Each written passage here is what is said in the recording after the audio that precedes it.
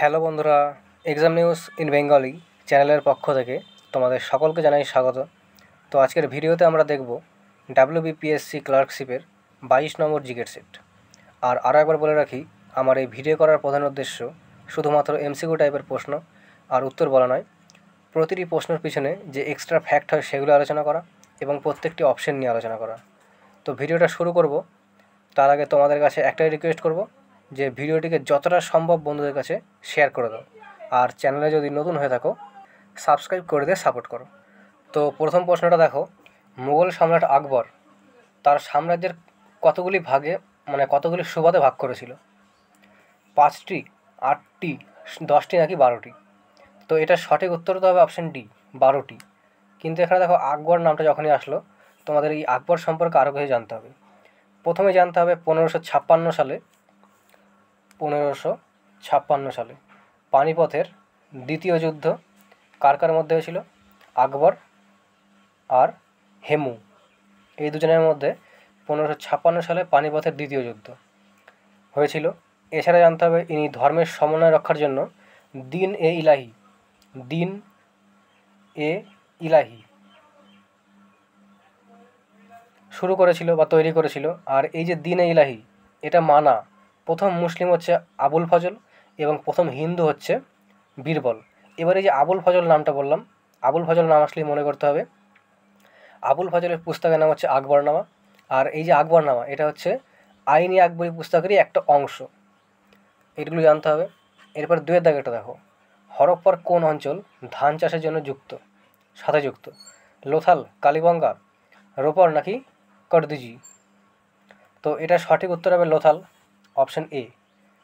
এই যে লোথাল এটা কিন্তু শুধুমাত্র ধান চাষের জন্য বিখ্যাত নয়, আরও একটা জিনিসের জন্য বিখ্যাত, সেটা হচ্ছে এখানে বন্দর। লোথাল অবস্থিত ভোগবা নদীর তীরে, আর এখানে বন্দরের থেকে এই লোথাল বন্দর থেকে বিদেশি বাণিজ্য করার প্রমাণ পাওয়া গেছিলো। আর এখানে হাতির দাঁত পাওয়া গেছিলো। এবার দেখো কালীবঙ্গা, রাজস্থানের কালীবঙ্গা, এর খনন করেছিল বিবি লাল। এখানে চাষ করা জমি, চুরি, যজ্ঞের প্রমাণপত্র এগুলি সব পাওয়া গেছিলো কালীবঙ্গা থেকে। এবার দেখো রোপর অবস্থিত পাঞ্জাবে, আর এর খনন করেছিল যজ্ঞদত্ত শর্মা। এখানে গৃহপালিত পশুরূপে কুকুর দেখা গেছিলো, এই রোপরে কুকুর দেখা গেছিলো। এরপরে 3 দাগেটা দেখো, বিখ্যাত বই the daughter in the east কে লিখেছিল? বেনজির ভুট্টো, তাসলিমা নাসরিন, কোরাজেন অ্যাকুইনো নাকি অরুন্ধতী রায়? তো এটা সঠিক উত্তর হবে বেনজির ভুট্টো, অপশান এ, বেনজির ভুট্টো সঠিক উত্তর। এরপরে 4 দাগেটা দেখো, সিবিএসসির সম্পূর্ণ রূপ কী বা সম্পূর্ণ নাম কী? সম্পূর্ণ নাম হচ্ছে সি দিয়ে হচ্ছে সেন্ট্রাল, বি দিয়ে হচ্ছে বোর্ড অফ, এস দিয়ে হচ্ছে সেকেন্ডারি, ই দিয়ে education, central Board of Secondary education. তো এখানে দেখো অপশান ডি সঠিক উত্তর, সিবিএসসির সম্পূর্ণ নাম Central Board of Secondary Education. আর এখান থেকে একটা প্রশ্ন আসে কারেন্ট অ্যাফেয়ার্সে, আগেরবারও এসেছিলো কোনো একটা পরীক্ষায়, সিবিএসই এর চেয়ারম্যান কি? যখন পরীক্ষা এসেছিলো তখন ছিল হচ্ছে নিধি ছিব্বার, কিন্তু বর্তমানে আছে রাহুল সিং।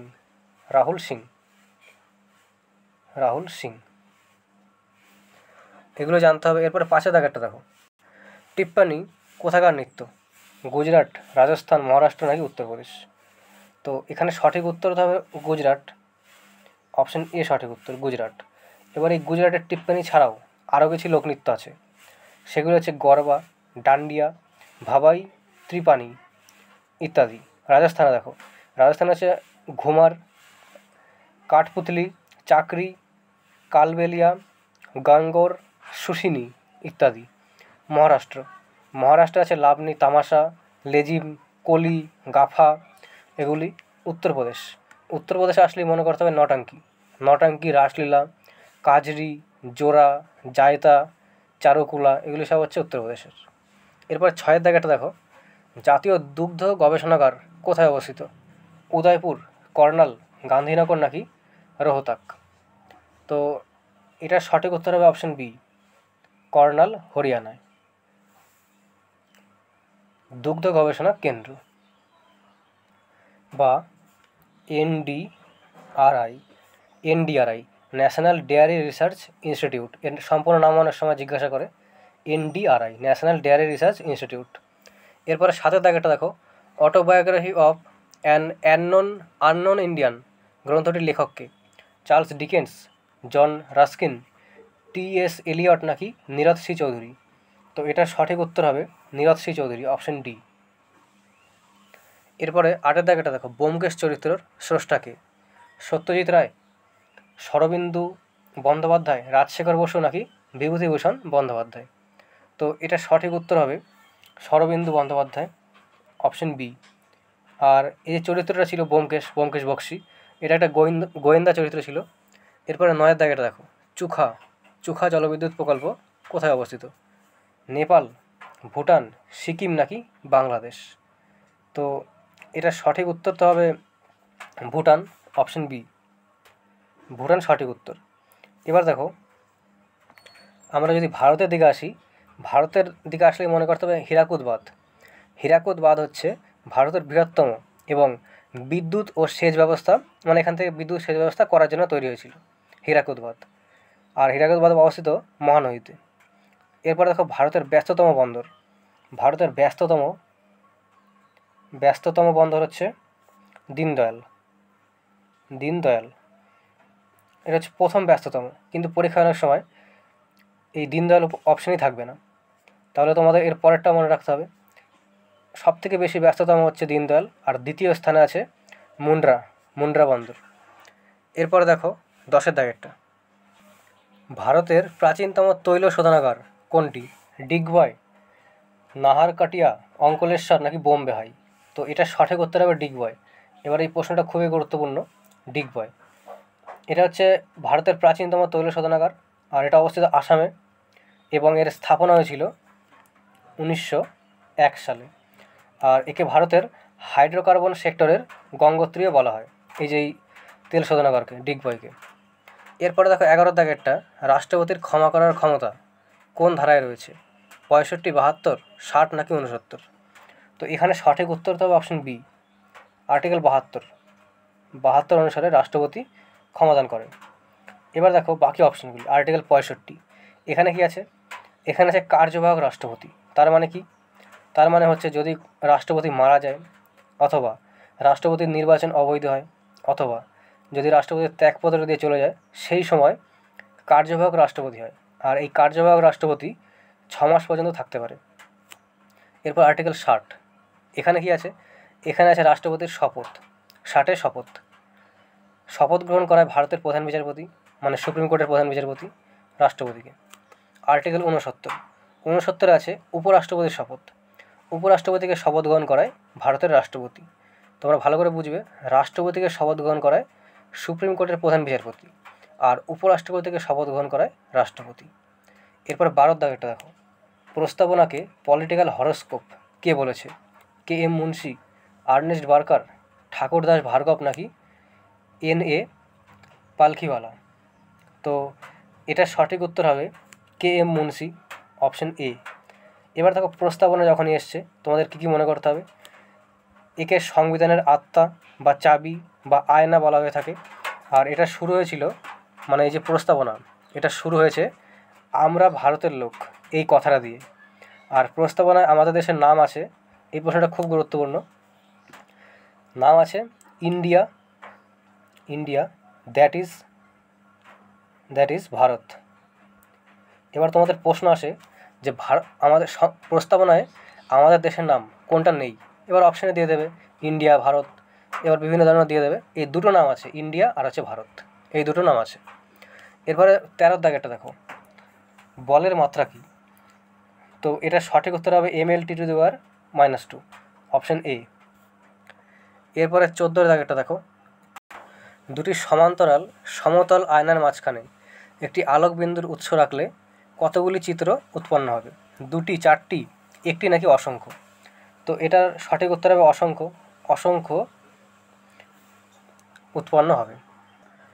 অসংখ্য চিত্র উৎপন্ন হবে। এরপরে 15 দাগেরটা দেখো, রাজমান্নার কমিটি কোন বিষয়ের সাথে যুক্ত? প্রত্যক্ষ কর ধার্যের পরিমাণ, কালো টাকা নাকি কেন্দ্র ও রাজ্যের অর্থনৈতিক সম্পর্ক? তো এটার সঠিক উত্তর হবে অপশন ডি, কেন্দ্র ও রাজ্যের অর্থনৈতিক সম্পর্ক। এরপরে 16 দাগেরটা দেখো, জাতীয় ভোটার দিবস কবে পালন করা হয়? 24শে জানুয়ারি, 25শে জানুয়ারি, 26শে নভেম্বর নাকি 12ই ডিসেম্বর? তো এটার সঠিক উত্তর তো হবে অপশন বি, 25শে জানুয়ারি। জাতীয় ভোটার দিবস পালন করা হয় 25শে জানুয়ারি। এবার কেন পালন করা হয়? তো এই যে 25শে জানুয়ারি 1950 সাল, এই তারিখে নির্বাচন কমিশনের প্রতিষ্ঠা হয়েছিল। এবার দেখো, এখানে যেহেতু জানুয়ারি মাস চলে আসলো, তোমাদের জানুয়ারি মাসের আরও কিছু গুরুত্বপূর্ণ দিবস মনে করতে হবে। তো প্রথমেই তোমাদের আসবে যে গান্ধীজি দক্ষিণ আফ্রিকা থেকে ভারতে এসেছিল 9ই জানুয়ারি, তাই প্রবাসী ভারতীয় দিবস পালন করা হয় 9ই জানুয়ারি। এরপরে জানতে হবে বিশ্ব হিন্দি দিবস 10ই জানুয়ারি, জাতীয় যুব দিবস 12ই জানুয়ারি। কেন পালন করা হয়? স্বামী বিবেকানন্দের জন্মদিন উপলক্ষে। এছাড়াও জানতে হবে জাতীয় বালিকা দিবস 24শে জানুয়ারি। এগুলি মনে করতে হবে। এরপরে দেখো 17 দাগেরটা, কক্স শব্দটা কোন খেলার সাথে যুক্ত? অপশানগুলি দেখো, গলফ, ব্যাডমিন্টন, বোট রেসিং, কুস্তি। তো এটার সঠিক উত্তর হবে বোট রেসিং, অপশান সি। এবার দেখো বাকি অপশানগুলি। গলফ, গল্ফের সাথে যুক্ত শব্দ হচ্ছে body, peg, blind shot, tee, double eagle, off the deck, four ball, এগুলি সব হচ্ছে গল্ফ। ব্যাডমিন্টন, ব্যাডমিন্টনের সাথে যুক্ত শব্দ হচ্ছে lob, smash, double, fault, service court, back head, এগুলি সব ব্যাডমিন্টন। কুস্তি, কুস্তির সাথে যুক্ত শব্দ হচ্ছে ফ্রি স্টাইল, হিব, হেল নেলসন, এগুলি সব কুস্তি। 18 দাগেরটা দেখো, ইউনেস্কো এর হেডকোয়ার্টার কোথায় অবস্থিত? Washington DC, Paris, new York নাকি লন্ডন? তো তোমাদের ইউনেস্কো সম্পর্কে আগের দিনে আলোচনা করেছিলাম। ইউনেস্কো সম্পর্কে কী জানতে হবে? সম্পূর্ণ নাম। তো এর সম্পূর্ণ নাম হচ্ছে United Nation Educational, Scientific and Cultural Organization. আর এর হেডকোয়ার্টার অবস্থিত প্যারিসে, অপশন বি সঠিক উত্তর, প্যারিস। এরপরে 19 দাগেরটা দেখো, ঠাকুমার ঝুলি বইটি কে লিখেছিল? তো এটা লিখেছিল দক্ষিণারঞ্জন মিত্র মজুমদার, অপশন এ সঠিক উত্তর। এরপরে 20 দাগেরটা দেখো, লোহরী নৃত্য, লোহরী উৎসব কোন রাজ্যে পালন করা হয়? হরিয়ানা, রাজস্থান, পশ্চিমবঙ্গ নাকি পাঞ্জাব? তো দেখো প্রতিটি অপশানই গুরুত্বপূর্ণ। এখানে যে সঠিক উত্তর হবে সেটা হচ্ছে পাঞ্জাব। পাঞ্জাবের এই লোহরী ছাড়াও আরও কিছু উৎসব এখানে আছে, তো সেগুলো তোমাদের জানতে হবে। সেগুলো হচ্ছে বৈশাখী। প্রথমে আছে বৈশাখী, এটা হচ্ছে ফসল উৎসব। এছাড়াও তোমাদের গুড়ি পড়বা, এছাড়াও হোলা মহল্লা, এগুলো সব হচ্ছে পাঞ্জাবের। এরপর থেকে প্রথমে আসো হরিয়ানা। হরিয়ানার উৎসবগুলি হচ্ছে সুরাজকুণ্ড, সুরাজকুণ্ড মেলা, এছাড়াও গুগ্গা নামি, গ্যাঙ্গর, তারপরে পিঞ্জোর হেরিটেজ, এগুলি সব হচ্ছে হরিয়ানার। রাজস্থান, পুষ্কর মেলা, মরু উৎসব, উট উৎসব। এই উট উৎসবটা খুবই গুরুত্বপূর্ণ। আগের বছরের এসএসসি এমটিএসের পরীক্ষায় এটা এসেছিলো। আর এখানে রাজস্থান বলেনি, রাজস্থানের নির্দিষ্ট যে জায়গায় হয় সেটা চেয়েছিল। তো তোমাদের জেনে রাখতে হবে এটা হয় রাজস্থানের বিকানের, বিকানের একটা স্থান, সেখানে বিকানের। এছাড়াও বুন্দি উৎসব হয়, চন্দ্রভাগা উৎসব, এগুলো সব রাজস্থানে। পশ্চিমবঙ্গ, নববর্ষ, দুর্গা পুজো, দোলযাত্রা, জগদ্ধাত্রী পুজো, গঙ্গাসাগর মেলা, এছাড়াও তিস্তা চা উৎসব, এগুলো সব পশ্চিমবঙ্গে। 21 দাগেরটা দেখো, বঙ্গভঙ্গ আইন রদ হয় কোন বছর? তো এখান থেকে আমরা সম্পূর্ণ বঙ্গভঙ্গ সম্পর্কে জানব। দেখো বঙ্গভঙ্গ এটা শুরু হয় 1905 সালে কার্জনের সময়। কার্জন বলেছিল যে প্রশাসনিক সুবিধার জন্য এরকম করা হবে বঙ্গভঙ্গ, কিন্তু আসল উদ্দেশ্য ছিল হিন্দু মুসলিমদের মধ্যে হিংসা তৈরি করা। আর কার্জনের এই নীতির জন্য গোপালকৃষ্ণ গোখলে কার্জনকে ঔরঙ্গজেবের সাথে তুলনা করেছিল, এটাও মনে রাখতে হবে। এছাড়া তোমাদের জানতে হবে 1905 সালের 7ই আগস্ট কলকাতার টাউন হল থেকে এই আন্দোলন শুরু হয়, আর এর বিরুদ্ধে আন্দোলন শুরু হয়। এর স্লোগান ছিল স্বদেশী এবং বয়কট। এরপর ভাইসরয় দ্বিতীয় হার্ডিংয়ের সময় ইংল্যান্ডের রাজা পঞ্চম জর্জ ও মেরি ভারত ভ্রমণে আসে, আর তাদের স্বাগতের জন্য দিল্লি গেট তৈরি হয়, দিল্লির গেট তৈরি হয় এবং এই দিল্লি দরবারে 3টি ঘোষণা হয়েছিল। আচ্ছা, এখানে জানতে হবে তোমাদের যে এই যে দিল্লি দরবার এটা কত সালে হয়েছিল? তো এটা হয়েছিল 12ই ডিসেম্বর 19 সালে। এবার এই তারিখে 3টি ঘোষণা হয়েছিল। 3টি ঘোষণায় মানে ঘোষণা হয়েছিল 1911-তে, কিন্তু লাগু হয়েছিল 1912-তে। প্রথম হচ্ছে বঙ্গ বিভাজন রদ, দ্বিতীয় হচ্ছে রাজধানী কলকাতা থেকে দিল্লি করা হয়েছিল, তৃতীয় হচ্ছে বাংলা থেকে বিহারকে আলাদা করা হয়েছিল। 3টি পেশ হয় 1911 সালে, লাগু হয় 1912-তে। তাহলে দেখো প্রশ্ন কী করেছে, বঙ্গভঙ্গ আইন কত সালে রদ হয়? তাহলে এখানে এই সালে ঘোষণা হয়েছিল 1911-তে। অপশন ডি সঠিক উত্তর।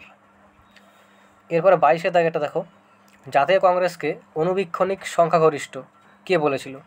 কার্জন, ডাফরিন, সৈয়দ আহমদ খান নাকি থিওডোর বেক? তো এটা সঠিক উত্তর হবে ডাফরিন। অপশন বি সঠিক উত্তর, ডাফরিন। এরপরে 23-এর দাগেটা দেখো, 2011 জনগণনা অনুসারে ভারতের কোন রাজ্যে লিঙ্গানুপাত সব থেকে কম? তো 2011 জনগণনা সম্পর্কেই আমরা একটু আলোচনা করব। প্রথমে জানতে হবে যে এই যে লিঙ্গানুপাত বলেছে, এই কথাটার মানে কি? প্রতি 1000 পুরুষে মহিলাদের যে সংখ্যা তাকেই বলা হয় লিঙ্গানুপাত। এবার 2011-তে ভারতের লিঙ্গানুপাত কত ছিল? ভারতের লিঙ্গানুপাত ছিল 943। আর সর্বাধিক লিঙ্গানুপাতযুক্ত রাজ্য সেটা ছিল কেরল। কেরলের লিঙ্গানুপাত কত ছিল? 1084। তার মানে কি 1000 জন পুরুষের মধ্যে 1084 জন মহিলা। আর দ্বিতীয় স্থানে ছিল তামিলনাড়ু। এবার দেখো, এটা তো হয়ে গেলো শীর্ষের দিক থেকে সর্বাধিক কোথায় ছিল। এবার তোমাদের প্রশ্ন এটা নাও আসতে পারে, তোমাদের আসতে পারে যে 2011 জনগণনা অনুসারে ভারতের কোন রাজ্যের লিঙ্গানুপাত সব থেকে কম? আচ্ছা, এখানে ওটাই জিজ্ঞাসা করেছে, আমি যেটা বলতে চাইছি। আর এখানে যেটা বললাম সেটা সব থেকে লিঙ্গানুপাত বেশি, সব থেকে বেশি কেরলে, দ্বিতীয় স্থানে তামিলনাড়ু। আর সব থেকে কম কোথায়?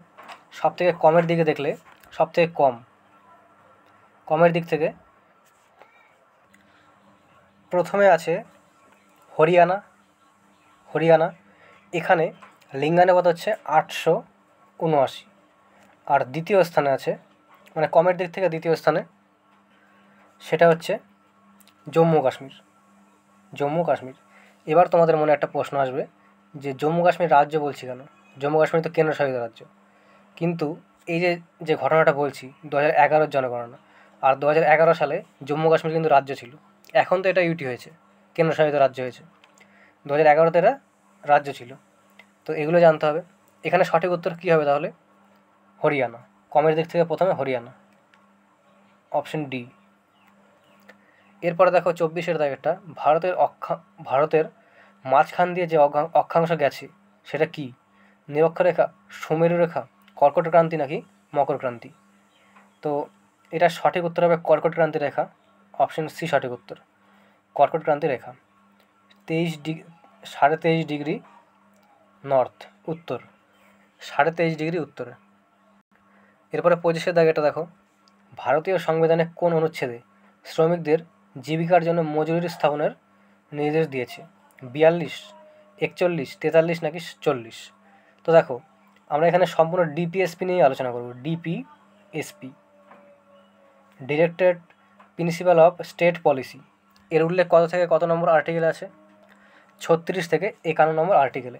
এবার এই আর্টিকেল সম্পর্কে তোমাদের একটা জিনিস জানিয়ে রাখি, যে এর মধ্যে যে আর্টিকেল আছে, মানে 36 থেকে 51-এর মধ্যে যতগুলি আর্টিকেল নিয়ে আমরা আলোচনা করব, প্রত্যেকটি আর্টিকেলই এরকম নয় যে দিতেই হবে, রাজ্যের ওপর নির্ভর করে। রাজ্য যদি চায় দেবে, যদি না চায় তাহলে দেবে না। তো এবার আমরা এগুলো নিয়ে আলোচনা করব। তাহলে এখানে দেখো যে কটা অপশান আছে প্রত্যেকটা কিন্তু এর মধ্যে পড়ছে। রাজ্যে যদি ইচ্ছা হয় দেবে, না হলে দেবে না। এখানে রাজ্য মানে কিন্তু শুধুমাত্র এই যে পশ্চিমবঙ্গ সরকার বা বিহার সরকার, মানে শুধুমাত্র স্টেট নয়, যে কোনো সংস্থা যার নিজস্ব আইন আছে, নিজস্ব শ্রমিকদের বেতন দেয়, এছাড়াও নিজস্ব শ্রমিকদের ট্রেনিংয়ের ব্যবস্থা আছে, মানে রেল কিংবা অন্য যে কোনো সংস্থা যাদের নিজস্ব কোনো আইন আছে, সেগুলি সবই হচ্ছে রাজ্য। এবার দেখো অপশান এ নিয়ে আলোচনা করব। অপশান এতে কী আছে, মানে আর্টিকেল 41-এ কী আছে? কিছু ব্যাপারে সরকারি সহায়তা, যেমন প্রতিবন্ধীদের প্রতিবন্ধী ভাতা, বিধবা ভাতা, এগুলি সব আর্টিকেল 41 নম্বর অনুসারে। আর্টিকেল 42, এখানে কি আছে?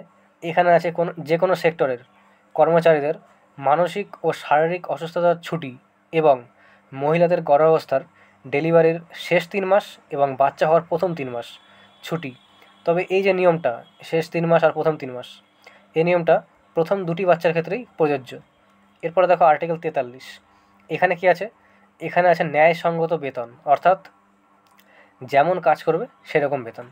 এবার এই 43-এর অন্তর্গত দুটো আর্টিকেল আছে, 43-এর এ, 43-এর বি। 43-এর এতে কী আছে? এতে আছে বিজনেস ম্যানেজমেন্টের কর্মচারীদের অংশীদারি থাকতে হবে।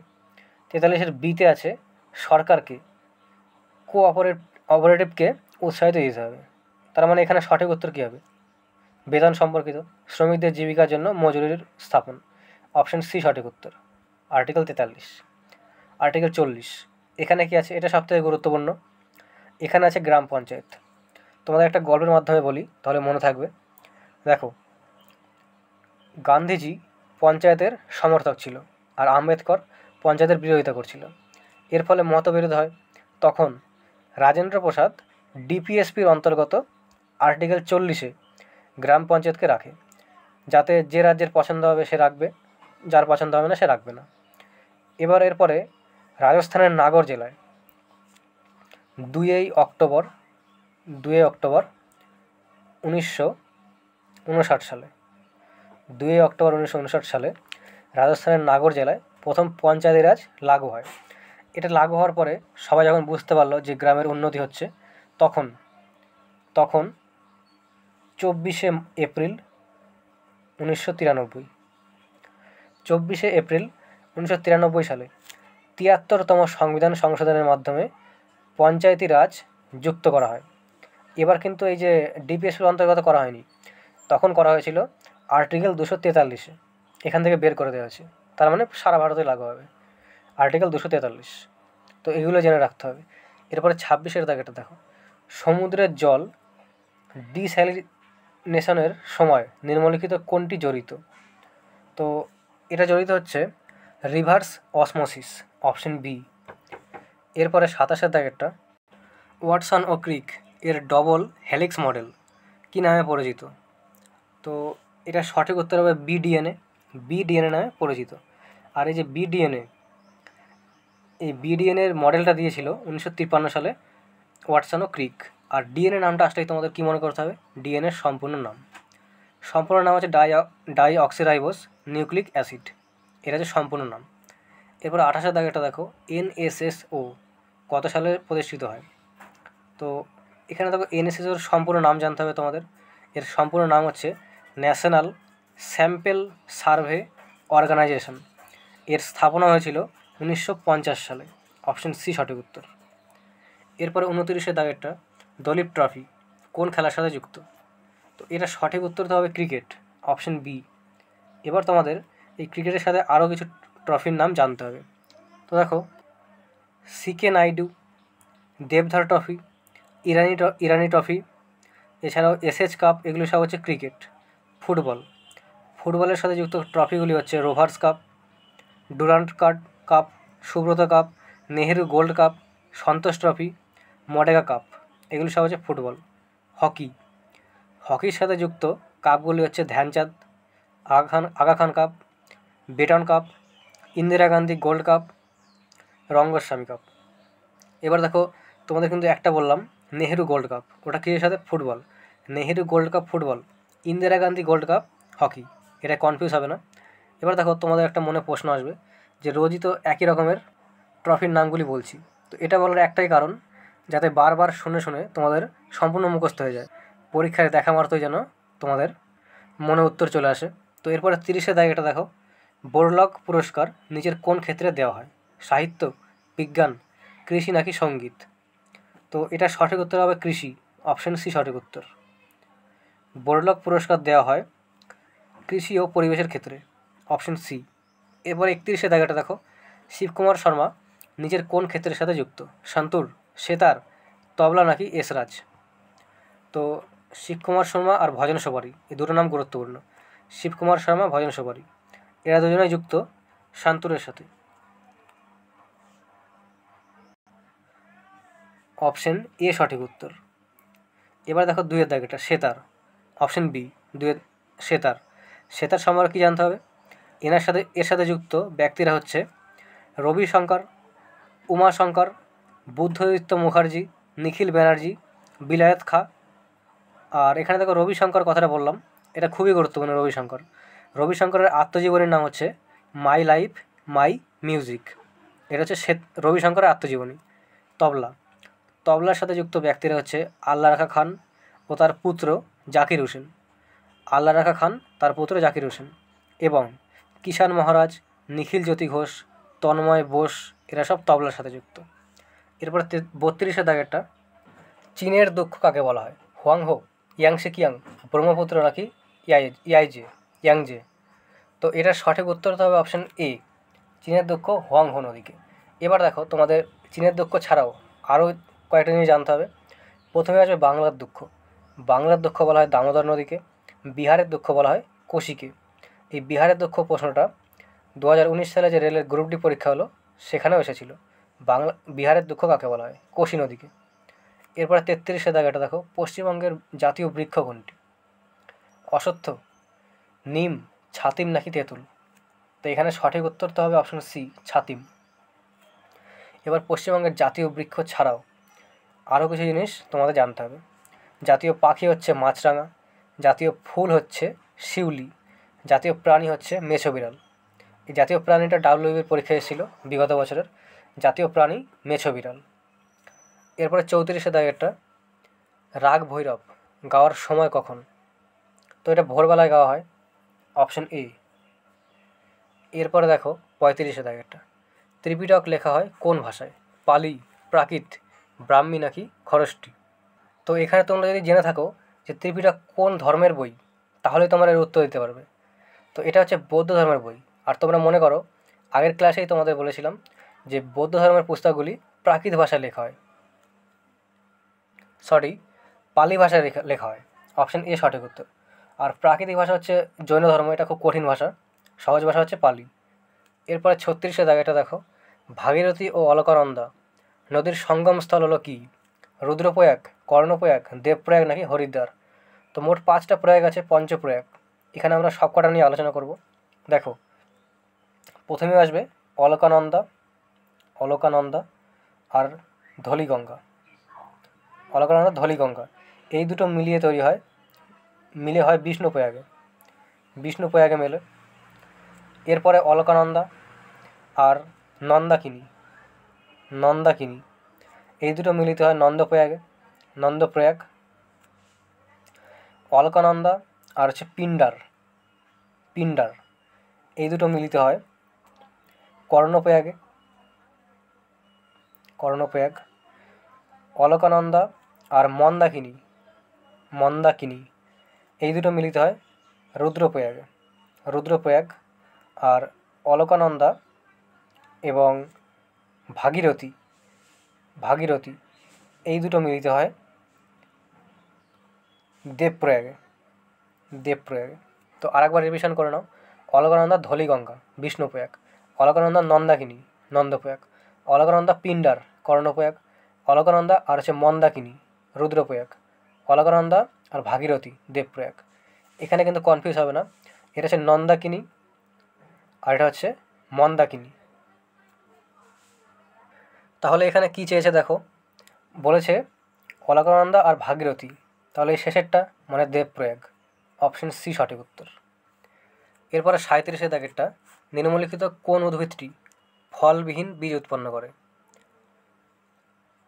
আলমন্ড, বাদাম, আখ নাকি সাইকাস? তো এটা সঠিক উত্তর হবে, এই প্রশ্নটা তোমরা কমেন্টে বলবে এটার কি উত্তর হবে, এটার উত্তর 37টা। 38 দেখো, সম্প্রতি প্রকাশিত monsoon a poem of love and longing নামক গ্রন্থের রচয়িতা কে? তো এর লেখক হচ্ছে অভয় কুমার, অপশন সি।